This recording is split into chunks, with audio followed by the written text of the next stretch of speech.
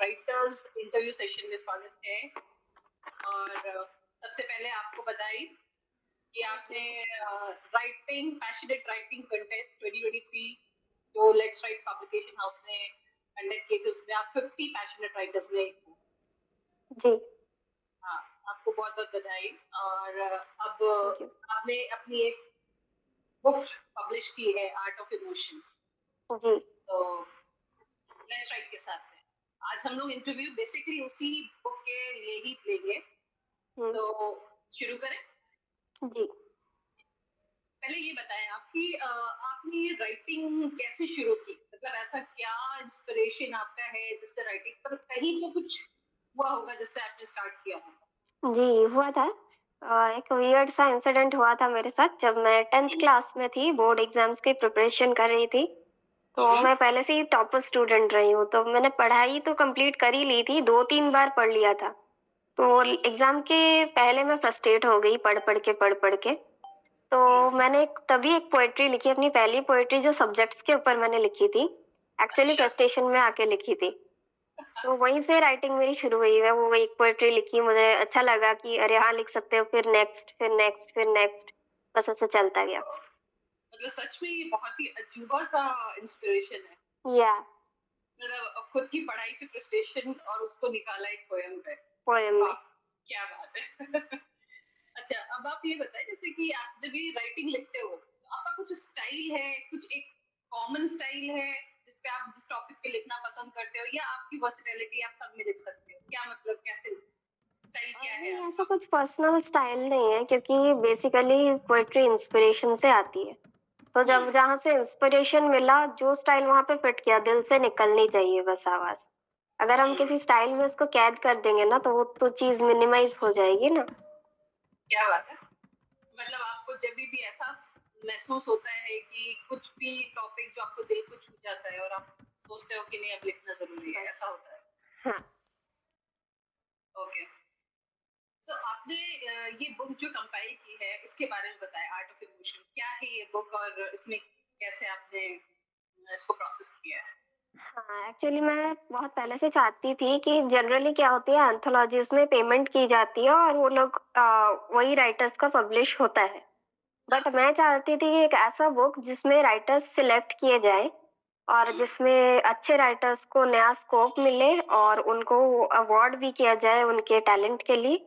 तो इसीलिए मैंने ये कॉन्टेस्ट का आइडिया पिच किया था फिजा मैम को, और उनको मेरा आइडिया अच्छा भी लगा। हमने कंपटीशन किया, नियरली 100 लोगों ने पार्टिसिपेट किया था इसमें, जिसमें से 50 राइटर्स को हमने सिलेक्ट किया और टॉप 3 को भी सिलेक्ट किया, जिनको हाँ कैश प्राइज दिए गए हैं उनको। और उन तीनों के राइटअप सबसे पहले है बुक में, पहले मेरा राइटअप है, फिर टॉप 3 का, उसके बाद बाकी 47 राइटर्स का। तो इसमें थीम क्या है, आर्ट ऑफ इमोशन में थीम क्या है आपकी? थीम मेनली, जैसा कि नाम में आपको पता चल जा रहा है, इमोशंस है। It's all about emotions. सारी पोएट्री इमोशंस के बारे में ही है। हाँ, अलग अलग इमोशंस है। किसी ने माँ बेटे के बारे में के रिलेशन को लिखा है, किसी ने प्यार को दर्शाया है, किसी ने नेचर के लिए हमारा जो इमोशन होता है उसको दर्शाया। तो इट्स बेसिकली इमोशंस। इमोशंस। तो आपने इस पूरी बुक में 50 राइटर्स जो आपके कंपाइल किए हैं, इसमें पूरे 50 राइटर्स के इमोशंस पे ही बेस ये पोएट्रीज है, राइट?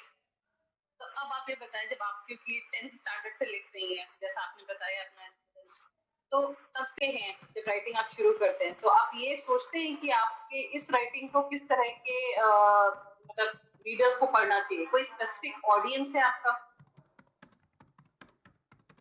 ऐसे तो स्पेसिफिक नहीं है, बट डिपेंड करता है। बहुत सारी पोएट्रीज लिखी है, कुछ ऐसी पोएट्रीज है जो कि कोई स्पेसिफिक रीडर्स को टारगेट होती है, क्योंकि दूसरे लोग में भी समझ नहीं पाएंगे उसको। जैसे कि अगर वुमेन एम्पावरमेंट के ऊपर कुछ ऐसा लिखा गया है, तो फिर उसमें जो पेन और फील दर्शाया गया है, एक औरत ही समझ सकती है। आप मेल कम्युनिटी से एक्सपेक्ट नहीं कर सकते कि वो फील करेंगे, बट उस वे में उसको फील नहीं कर पाएंगे जिस वे में एक वुमन कर सकती है। तो अब जैसे आपने ये आर्ट ऑफ इमोशन लिखी है, तो नो, करंट चली गई। अब क्या? ओके, तो हम वोकल करते हैं, कोई बात नहीं। तो आप जैसे इसमें आपने जो राइटिंग लिखी है, उसमें आप क्या ऐसा दर्शाना चाहती हैं क्यों कोई रीडर इसे पढ़े? आप मतलब उसमें कुछ रीजन बताइए कि आपकी किताब को क्यों पढ़ना चाहिए? इसमें क्या ऐसा है जो पढ़ना चाहिए?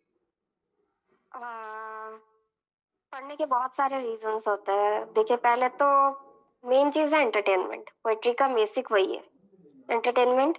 दूसरी चीज़ है कुछ सीखने को मिलेगा देख के।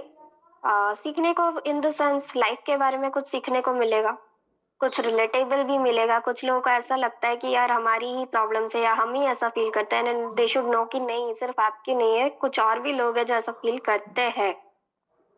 तो वो चीज़ एक है। तीसरी चीज़ है कि जो बडिंग राइटर्स हैं, न्यू राइटर्स हैं, उनको इंस्पिरेशन मिलेगी इससे कि कैसे लिखा जाता है, कैसे प्रोफेशनली लिखते हैं, कैसे इस लाइन में जाते हैं। तो वो भी एक चीज़ है। और लोगों को नए टैलेंट का भी पता चलेगा कि तो आपके कहने यार, का मतलब इस बुक में आपने नए टैलेंट को ही आगे लाए हैं। नहीं ऐसा नहीं है कि पुराने नहीं है, मतलब बहुत सारे एजेड राइटर्स भी हैं। मैंने सबको एक ही बुक में मैं साथ लेकर आई हूँ।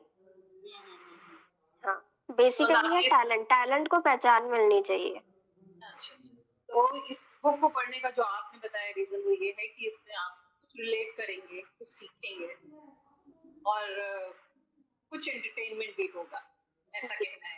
हम्म।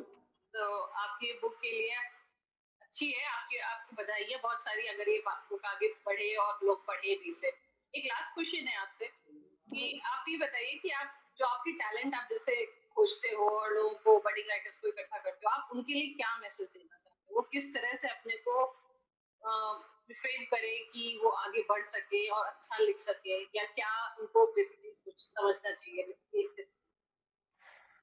तो मेरा सजेशन ये रहेगा कि सब राइटर्स अपने आप में यूनिक होते हैं और उनके अंदर कुछ तो है, तभी तो वो राइटर्स बने हैं।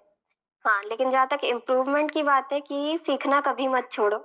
हमेशा सीखते रहना चाहिए एंड तक। जितना हो सके दूसरों की राइटिंग्स पढ़ो, उनसे भी ऑब्जर्व करने की कोशिश करो और खुद को एक स्टाइल फ्रेम में कैद करके मत रखो। अपने दिल को उड़ने दो, मेरा कहने का मतलब है कि जितना आप, क्या बात है। हाँ, जितना आप फ्रीली लिखोगे ना उतना अच्छा आप लिख पाओगे। तो इमोशन से लिखो, दिल से लिखो, किसी फ्रेम्स में खुद को मत घुसाओ। और हाँ, अगर कोई अभी आपको पोएट्री को लेकर कुछ बताए, मे बी क्रिटिसाइज भी करे या फिर कुछ अच्छा बुरा बोले, तो उसको पॉजिटिवली लो और उस हिसाब से इम्प्रूवमेंट करो। और कभी किसी दूसरे राइटर्स का कोई कुछ बुरा लगे तो उसको भी पॉजिटिवली क्रिटिसिज्म दो कि आपका ये ऐसा है, ये ऐसे इम्प्रूव हो सकता है, ना कि आप किसी को उसको बेइज्जत करोगे या फिर उसको बुरा भला बोलोगे। नहीं, ऐसा नहीं है। ओके, तो आपका आर्ट ऑफ इमोशन में आपने 50 राइटर्स को जैसे रखा है, उसमें से आपकी अपनी राइटिंग को छोड़ के कौन सी ऐसी राइटर है जिसको आपने बहुत पसंद किया है इसको? मेरी राइटिंग को छोड़ के अगर मैं बताऊं तो फिर सबसे फेवरेट मेरी जो राइटिंग है वो हमारे सेकंड विनर सामंत मल्होत्रा जी की है। हाँ, उन्होंने लाइफ को एक पेंटिंग के साथ रिलेट करके लिखा है, बहुत कमाल का लिखा है। हम्म, तो उनकी पोएम आपके दिल को छूती है। जी। अच्छा, आपने लेट्स राइट के साथ आपका क्या एक्सपीरियंस रहा? आपने उसके इस पब्लिकेशन हाउस के साथ काम किया है, तो कुछ वर्ड्स पब्लिकेशन हाउस के लिए। पहले तो जो हाउस की हेड है फिजा मैम, वो बहुत ज्यादा कोऑपरेटिव है और बहुत ज्यादा स्वीट है। उनके साथ काम करने में मुझे बहुत अच्छा लगा। और उनका बेस्ट पार्ट ये है कि वो हमेशा नई चीजों को ट्राई करने के लिए रेडी रहती है, रिस्क लेने के लिए रेडी रहती है। तो वो चीज मुझे बहुत अच्छी लगती है और बहुत सपोर्टिव है, यही उनकी सबसे बेस्ट बात है। मतलब सपोर्ट से ही आगे बढ़ने का मौका भी मिलता है। जी। जितना सपोर्ट आपको पॉजिटिव मिलेगा उतना ही आप आगे बढ़ेंगे। इसी पॉजिटिविटी के साथ मैं आपकी बुक के लिए आपको कंग्रेचुलेट करती हूँ और आशा करती हूँ आपकी बुक ज्यादा से ज्यादा राइटर्स पढ़े और आपके मैसेज स्प्रेड हो सके। जी। Thank you for your interview. Thanks, meet you, bye. Thank you.